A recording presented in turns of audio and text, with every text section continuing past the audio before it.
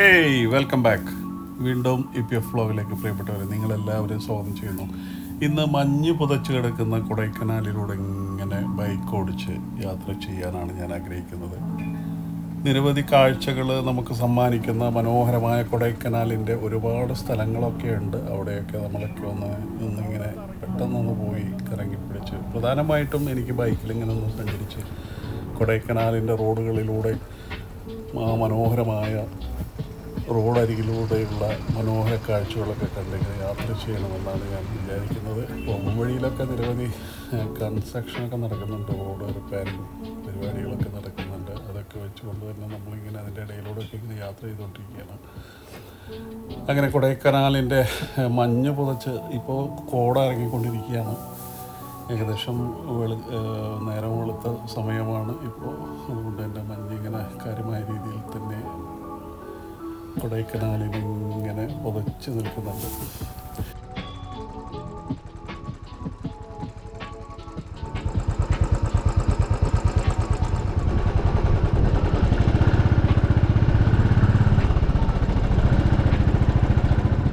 കൊടൈക്കനാലിൻ്റെ മനോഹരമായ കാഴ്ച ഇവിടെ നിന്ന് കാണുന്നു. ഇവിടെ നിർത്തിയിട്ട് നിർത്തുന്നു.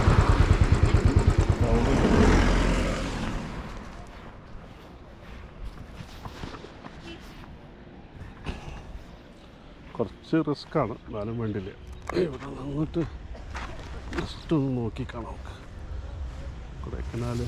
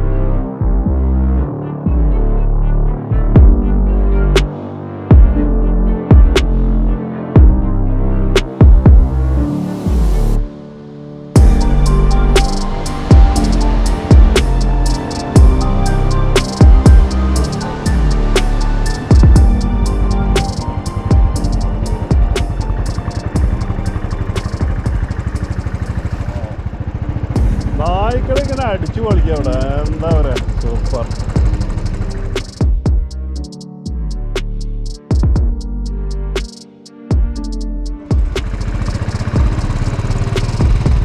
അതായി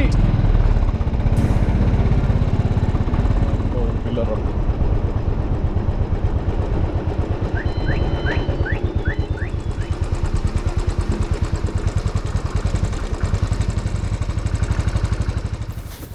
അപ്പം നമ്മൾ പില്ലർ റോക്കിൻ്റെ അവിടെ എത്തിയിരിക്കുകയാണ്. കൊടൈക്കനാലിൽ വളരെ പ്രധാനപ്പെട്ട ഒരു പോയിൻ്റാണ് പില്ലർ റോക്ക്. ഒത്തിരി ആളുകൾ ഇവിടെ വരികയൊക്കെ ചെയ്തിട്ട് എനിക്ക് തോന്നുന്നു ഇവിടെ ഒരു 10 രൂപ കൊടുക്കേണ്ടി വരും തോന്നുന്നു ഇതിനകത്ത് കയറണമെന്നുണ്ടെങ്കിൽ. പക്ഷേ എന്താ പ്രശ്നം എന്ന് വെച്ച് കഴിഞ്ഞാൽ ഈ സമയത്ത് മഞ്ഞ് കോട നിറഞ്ഞു നിൽക്കുന്നത് കൊണ്ട് തന്നെ അത്തരം കാഴ്ചകൾ കാണാൻ പറ്റുമെന്നുള്ളത് എനിക്കറിയില്ല. എന്തായാലും ടിക്കറ്റൊക്കെ എടുത്ത് നമുക്കൊന്ന് പോയി നോക്കാം. കാണാൻ കുറച്ച് ബുദ്ധിമുട്ടുണ്ടാവും തോന്നുന്നു. എന്തായാലും നമുക്കൊന്ന് കയറി നോക്കാം.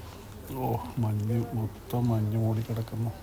എന്തായാലും നമുക്ക് ഒന്ന് അവിടെ വരെയൊക്കെ പോയി ഒരു 3 ആനകളുടെ പ്രതിമകൾ ഉണ്ടാക്കി വെച്ചിട്ടുണ്ട്. ഒത്തിരി ആളുകളൊക്കെ അവിടെ ഉണ്ട്. എന്തായാലും നോക്കാം.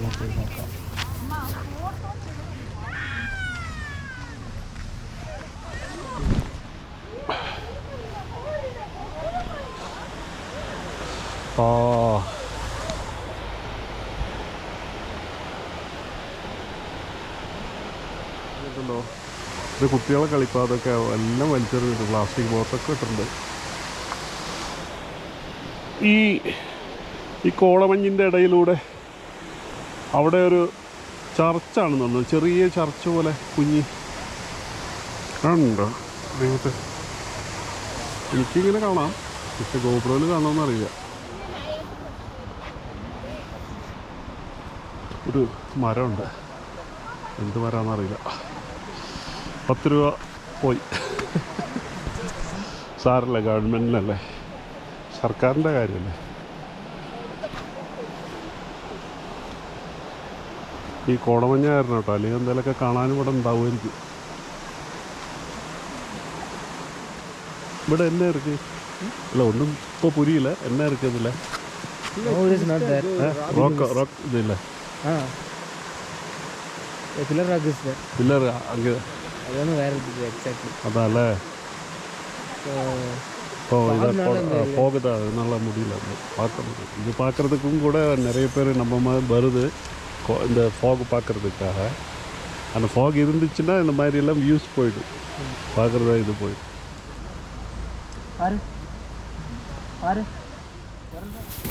അങ്ങനെ പില്ലർ റോക്കിലൊന്നും നമുക്ക് കാര്യമായിട്ടൊന്നും കാണാൻ സാധിച്ചില്ല. കാരണം വെച്ച് കഴിഞ്ഞാൽ അവിടുത്തെ ഫോഗ് തന്നെയാണ് ബുദ്ധിമുട്ടുണ്ടാക്കിയത് നമുക്ക്. അപ്പോൾ എന്തായാലും റോസ് ഗാർഡനിൽ പോകുന്നൊക്കെ വഴിയെ തന്നെയാണ്. അപ്പോൾ റോസ് ഗാർഡൻ ഒന്ന് റോഡ് സൈഡിൽ ഇരുന്നിട്ട് റോസ് ഗാർഡനെ ഒന്ന് എത്തി നോക്കാമെന്ന് വിചാരിച്ചിട്ട് അങ്ങനെ നിർത്തിയതാണ്. എന്തായാലും കൊടൈക്കനാലിലെ വളരെ മനോഹരമായിട്ടുള്ളൊരു പാർക്കാണ് റോസ് ഗാർഡൻ പാർക്ക്. വിവിധ തരം റോസുകളെ കൊണ്ട് അലങ്കരിച്ചിട്ടുള്ള ഒരു പാർക്കാണ്. ഇവിടെയും എൻട്രി ഫീസൊക്കെ ഉണ്ട് ഇതിനകത്ത് കിടക്കണമെന്നുണ്ടെങ്കിൽ. പക്ഷേ ഇപ്പോൾ എനിക്ക് തോന്നുന്നു റോസുകളൊന്നും അധികം ഇല്ല എന്നാണ് പറഞ്ഞു കേട്ടത്. ഇതുപോലെയുള്ള ചില കാഴ്ചകളൊക്കെ ഇപ്പോൾ ഇവിടെ കാണുന്നേ ഉള്ളൂ. എങ്കിലും ഒക്കെ വയറ്റി വരണ്ട് ഉണങ്ങി കിടക്കുകയാണ്. ഇതാണ് റോസ് ഗാർഡൻ കേട്ടോ, കൊടൈക്കനാൽ റോസ് ഗാർഡൻ. ഒത്തിരി പൂക്കൾ ഒന്നുമില്ലെന്നുള്ളൂ, ഇങ്ങനെയൊക്കെ കാണാനുള്ളൂ. എത്ര ദൂരം ഉണ്ടെന്നൊന്നും എനിക്കറിയില്ല.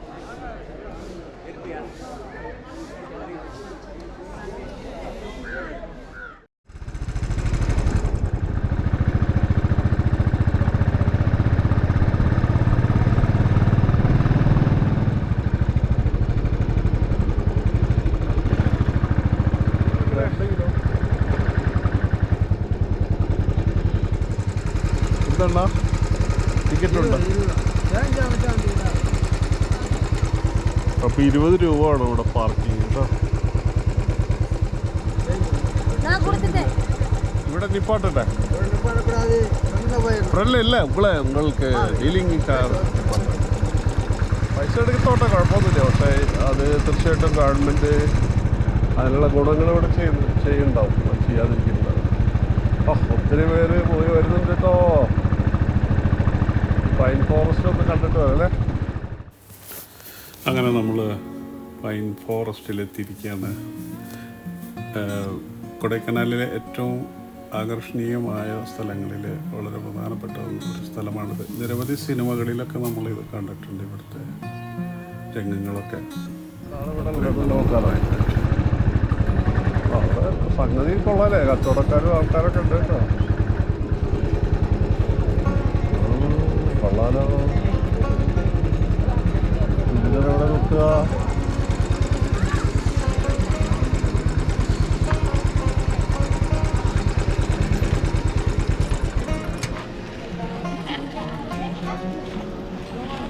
കടാ ഇവിടെ കച്ചവടക്കാർ.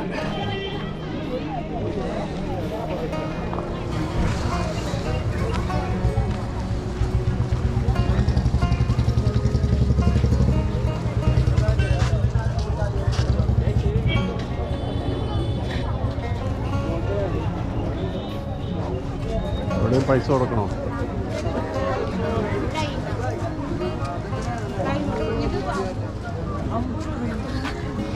എவ்வளோண்ணா ഇവിടെ? 10 ரூபாவா? என்னது வியூ பாயிண்டா?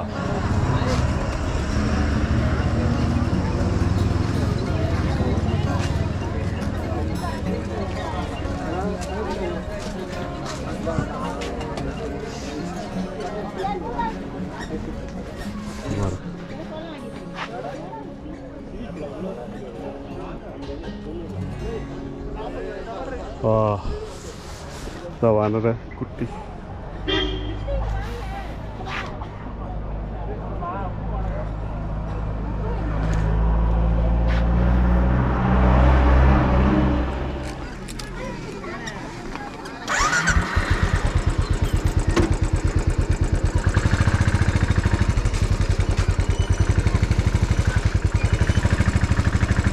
പറക.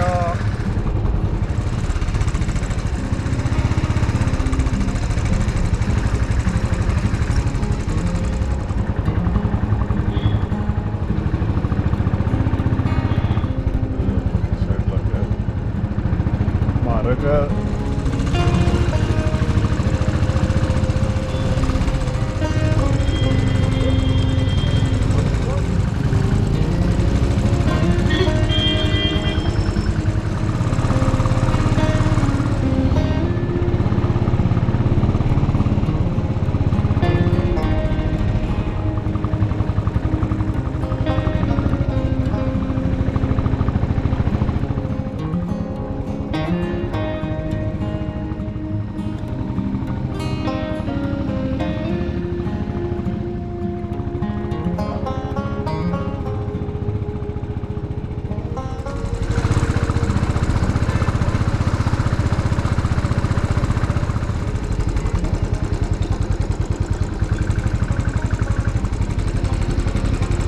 தம்பி இங்கெல்லாம் பார்க்குற இடம்லாம் இந்த சைடா ஸ்ட்ரைட்டு போட போகுதுல்ல. ഇനി നമുക്ക് കൊടൈക്കനാലിലെ ലേക്ക് ഒന്ന് പ്രദക്ഷിണം വെച്ചിട്ട് വരാം. ഇവിടെ വന്നിട്ട് ഇത് ചെയ്തില്ല എന്നുണ്ടെങ്കിൽ അതൊരു ഭയങ്കര വിഷമമായിരിക്കും. ഇതിനൊന്ന് വട്ടം ചുറ്റി വരാം.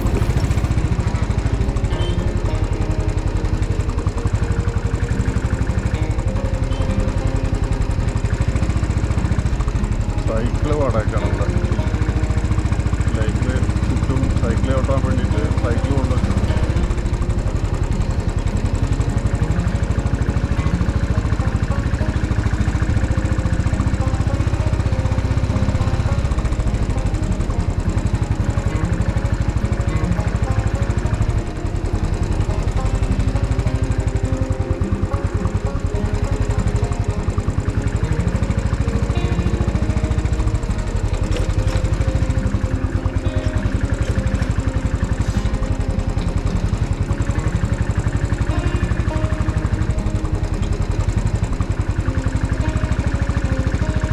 നല്ല തണുപ്പുണ്ട്. ഇന്നലെയും അതേപോലെ തന്നെ വൈകുന്നേരം ഭയങ്കര തണുപ്പായിരുന്നു. ഇന്നും അതേപോലെ കാലത്ത് നല്ല തണുപ്പ് കാണുന്നു. എന്തായാലും ലേക്ക് ചുറ്റി നമുക്ക് വരാം.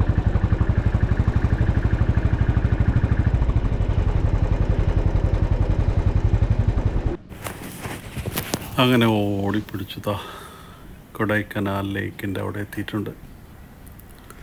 മനോഹരമായ കാഴ്ചയാണത്.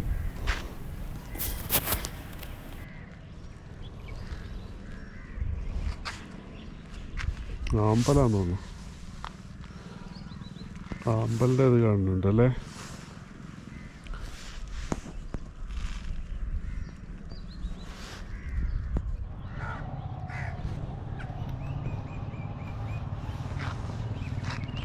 ഇതെന്ത് മരാന്നറിയില്ല, പക്ഷെ അവിടെ ഒരു അടിപൊളി പൂവ് വിരിഞ്ഞേക്കുന്നു.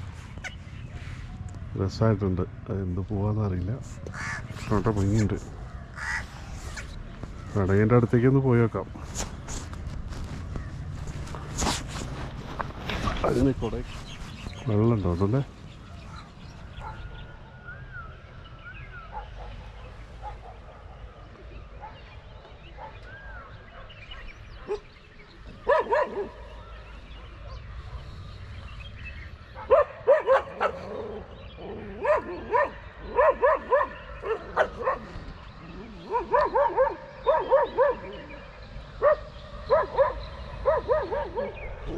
അടിപിടി എന്താ സംഭവം.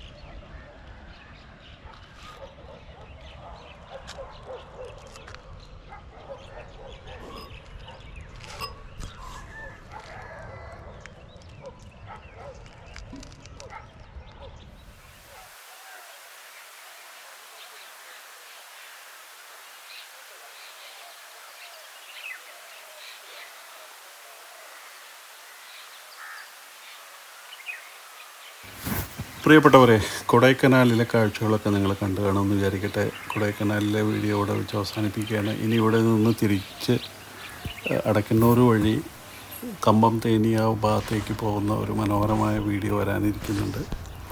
സാധാരണ നമ്മൾ കൊടൈക്കനാലിലേക്ക് വരുന്ന വഴിയല്ല, വേറെ ഒരു കാട്ടിലൂടെയൊക്കെ പോകുന്ന, മലയൊക്കെ കയറി ഇറങ്ങി പോകുന്നൊരു വീഡിയോ ആണ്. അത് നിങ്ങൾ കാണണം.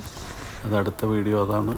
പിന്നെ ഈ വീഡിയോസ് നിങ്ങൾക്ക് ഇഷ്ടപ്പെട്ടെങ്കിൽ സബ്സ്ക്രൈബ് ചെയ്യുക, ലൈക്ക് ചെയ്യണം.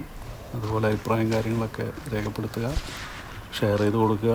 പിന്നെ ബെല്ലൈക്കൺ പിന്നെ പറയേണ്ട കാര്യമില്ലല്ലോ, ഞെക്കി വെക്കുക. പ്രിയപ്പെട്ടവരെ, അപ്പോൾ അടുത്ത വീഡിയോയിൽ കാണുന്നവരെ ഇവിടെ ചോദിക്കുന്നു. ബായ്.